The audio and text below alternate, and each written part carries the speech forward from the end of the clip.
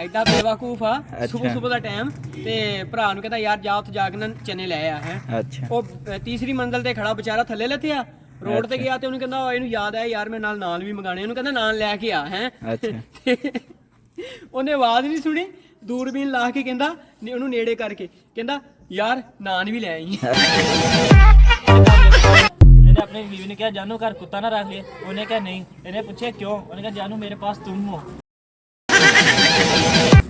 ਤੇ ਰਾਣਾ ਇਹਨਾਂ ਨੇ ਜ਼ਿੰਦਗੀ 'ਚ ਪਹਿਲੀ ਵਾਰੀ ਨਾ ਇਹਨਾਂ ਦੇ ਖਾਨਦਾਨ ਨੇ ਘਰ ਮੁਰਗੀ ਪਕਾ ਲਈ ਹੈ। अच्छा ਤੇ ਮੁਰਗੀ ਖਾਣ ਤੋਂ ਬਾਅਦ ਹੱਡੀਆਂ ਸਿੱਟੀਆਂ ਨਹੀਂ, अच्छा ਮੜਾ ਕੇ ਗਲ 'ਚ ਪਾ ਲਈਆਂ। की होया चोरी? ਯਾਰ ਕੀ ਤੈਨੂੰ ਦੱਸਾਂ ਯਾਰ ਬੜਾ ਪਰੇਸ਼ਾਨ ਆ। क्यों की होया? ਯਾਰ ਹਰ ਸਾਲ ਨਾ ਈਦ ਦੀ ਨਮਾਜ਼ ਰਹਿ ਜਾਂਦੀ। ਉਹ ਕਿੱਦਾਂ? ਮੈਂ ਕਿਹਾ ਇਸ ਵਾਰੀ ਜੋ ਮਰਜ਼ੀ ਹੋਇਆ ਵੀ ਈਦ ਦੀ ਨਮਾਜ਼ ਪੜ੍ਹਨੀ ਹੈ। ਅੱਛਾ। ਮੈਂ 1 ਘੰਟਾ ਪਹਿਲੇ ਟੁਰ ਗਿਆ। ਕਿਆ ਮੈਂ ਬਾਤ। ਜਾ ਕੇ ਨਾ ਬਹਿ ਗਿਆ, ਪੂਰੀ ਤਕਰੀਰ ਸੁਣੀ ਮੌਲਵੀ ਦੀ। ਮੌਲਵੀ ਕਹਿੰਦਾ ਆਪਣੇ ਆਪਣੇ ਹੁਣ ਮੋਬਾਈਲ ਬੰਦ ਕਰ ਲਓ। सही। ਮੈਂ ਘਰ ਮੋਬਾਈਲ ਬੰਦ ਕਰਨ ਆਇਆ ਹੈ ਈਦ ਦੀ ਨਮਾਜ਼ ਫੇਰ। अच्छा ये बाथरूम से गया ते उत्ते जिन्ना आ गया। जिन्ना आके इन्हें कहंदा क्या हुक्म है मेरे आका? ये इन्हें कहंदा मैनू तो दे। ਇਹੋ ਜਿਹੇ ਬੰਦੇ ਨੂੰ ਕੋਈ ਮਹੱਲੇ 'ਚ ਵਿਆਹ ਤੇ ਨਾ ਸੱਦੇ ਤੇ ਦੂਏ ਦਿਨ ਐਵੇਂ ਸੁਬਹ ਸਿਗਰਟ ਲਾ ਕੇ ਫਿਰ ਰਿਹਾ ਹੁੰਦਾ। ਮੈਂ ਲੈ ਆ ਸਟੇ, ਮੈਂ ਵੇਖਦਾ ਕੌਣ ਇੱਥੇ ਟੈਂਟ ਲਾਉਂਦਾ। ਗੌਰ ਨਾ ਸੁਣੀ ਬਈ, ਇਹਦਾ ਵਿਆਹ ਹੁੰਦਾ ਇਹਨੂੰ ਪਹਿਲੀ ਸਲਾਮੀ ਮਿਲਦੀ ਹੈ, ਇਹ ਸਲਾਮੀ ਫੜ ਕੇ ਸ਼ਹਿਰ ਐਂ ਟੁਰ ਪੈਂਦਾ ਦੁਕਾਨ ਤੇ। ਸਕਾ ਭਰਾ ਮਾਰਤਾ ਉਹ ਕਿਵੇਂ? ਮੱਥੇ ਤੇ ਮੱਛਰ ਬੈਠਾ, ਡਾਂਗ ਮਾਰੀ, ਭਰਾ ਵੀ ਮਰ ਗਿਆ, ਮੱਛਰ ਵੀ ਮਰ ਗਿਆ। ਅੱਛਾ। ਤੇ ਪਰੇਸ਼ਾਨ ਨਹੀਂ ਹੋਇਆ, ਕਹਿੰਦਾ ਕੋਈ ਨਹੀਂ, ਇੱਕ ਉਹਨਾਂ ਦਾ ਮਰ ਗਿਆ, ਇੱਕ ਸਾਡਾ ਮਰ ਗਿਆ। ਅੱਛਾ।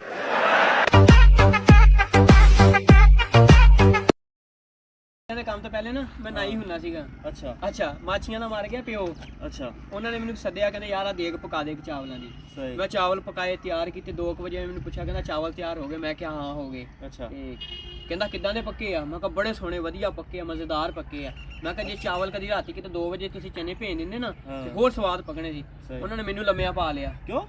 ਉਹ ਕਹਿੰਦੇ ਪਿਓ ਸਾਡਾ ਸਵੇਰ 9 ਵਜੇ ਮਰਿਆ ਤੇ ਅਸੀਂ ਮੰਮਾ ਰਾਤੀ ਚਨੇ ਕਿਵੇਂ ਭੇਜ ਦਿੰਦੇ?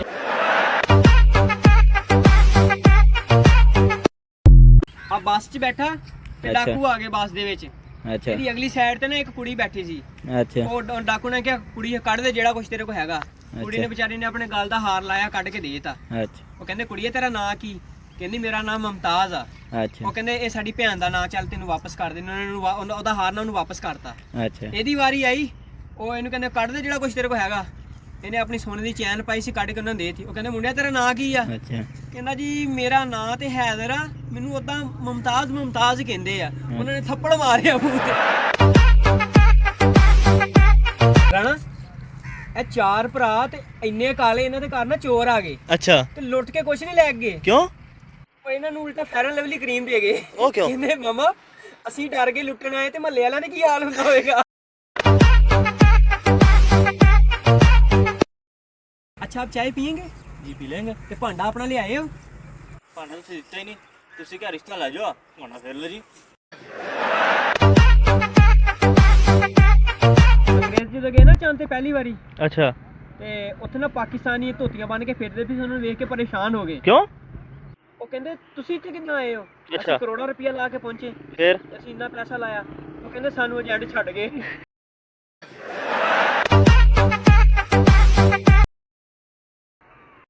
ਸੋਨਿਆ ਮੈਂ ਤੇਰੇ ਨਾਲ ਬਹੁਤ ਪਿਆਰ ਕਰਦੀ ਆ, ਜੇ ਤੂੰ ਮੈਨੂੰ ਨਾ ਮਿਲਿਆ ਮੈਂ ਮਰ ਜਾਵਾਂਗੀ। ਤੇ ਕੋਈ ਇੱਥੇ ਆਸਾਨ ਨਹੀਂ ਕੀਤਾ, ਇਹ ਚ ਕਸ਼ਿਸ਼ ਹੀ ਬੜੀ ਆ।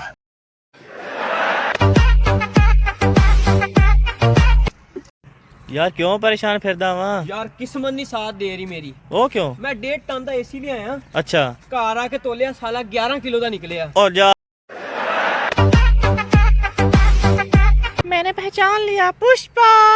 ਮਰੇ ਪੁਸ਼ਪਾ ਨਹੀਂ, ਮੈਨੂੰ ਕੜਲ ਪਿਆ। ਇਹਨੂੰ ਫਰਿਸ਼ਤਾ 3 ਕਿਲੋ ਦੇਸੀ ਘਿਓ ਦੇ ਗਿਆ। क्यों? ਕਹਿੰਦਾ ਜਾਨ ਬਣਾ, ਮੈਂ ਕੱਢਣ ਆਣਾ।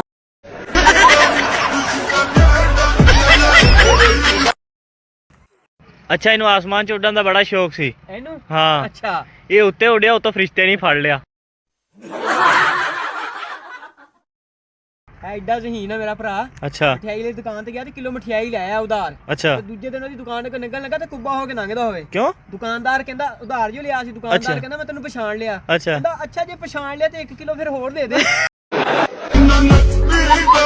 ਆ